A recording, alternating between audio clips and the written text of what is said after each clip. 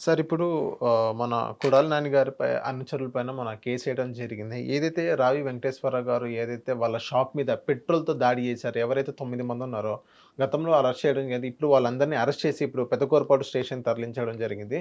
కొడాలి నాని గారి గుట్టు వెంట వెంటనే బయటకొస్తున్నాయి. మొత్తం గడ్డం గ్యాంగ్ అనేది గుట్టు బయటకొస్తున్నాయి అన్నట్టుగానే కొన్ని ఛానల్స్‌లో మనం చూస్తున్నాం. దానికి మీరేమంటారు సార్? ముందు కొడాలి నాని గారే డైరెక్ట్‌గా ఉన్నప్పుడు ఆయన్ని వదిలేసి, వల్లభనేని వంశీ అనేవాడు డైరెక్ట్‌గా ఉంటే ఆయన్ని వదిలేసి, అనుచరులను పట్టుకున్నారట. ఈ టాగునీతాలతో ఎందుకు కాలక్షేపం? హ్మ్. End of the day prima facie ఫోకస్‌గా ఆయన మీదే సెంట్రిక్‌గా నడుస్తున్నప్పుడు, ఎర్ర డైరీలో కూడా రాసాము. కడ్రాయిలతో పరిగెట్టిస్తాం ఇలాంటి మాటలన్నీ విన్నప్పుడు, వాళ్ళే అన్నప్పుడు ఇంక మళ్ళీ చుట్టుపక్కల వాళ్ళందరూ ఎందుకు? సో, వాళ్ళని కూడా టార్గెట్ చేశారనుకో ఆమె టార్గెట్ కాదు డైరీలో ఉంది. రెడ్ డైరీ అని కాదు రెడ్ బుక్‌లో ఉంది. ఆ రెడ్ బుక్‌లో వీళ్ళిద్దరి పేరు కూడా ఖచ్చితంగా ఉండిద్దనుకోవచ్చు కదా! నేను ఉంటుంది, ఉండదు అని నాకు అనవసరం. ఆ! ఇప్పుడు కొడాలి నాని గారు, వంశీ గారు నాకు తెలిసినంత వరకు నేను ఒకటే చెప్తా సార్.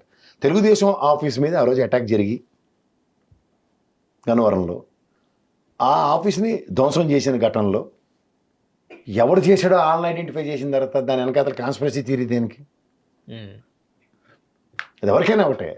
ఇప్పుడు మాబ్ అన్న దగ్గర ఒక వ్యవస్థ ఆ రోజు అప్పుడు పనిచేసిన ఉదంతం వెసెస్ ఇప్పుడు పనిచేసిన ఉదంతం. ఏం జరుగుతుంది? వెంజట పాలిటిక్సే కదా! అవును. అవడెక్కాలంట. హిట్ టీవీ యాప్ ని డౌన్లోడ్ చేసుకోండి. ఇందులో short news, live news, entertainment movies అన్ని అవైలబుల్ గా ఉన్నాయి. Please download Hit TV app. Hit TV app. Hit TV యాప్ని ఫ్రీగా డౌన్లోడ్ చేసుకోండి.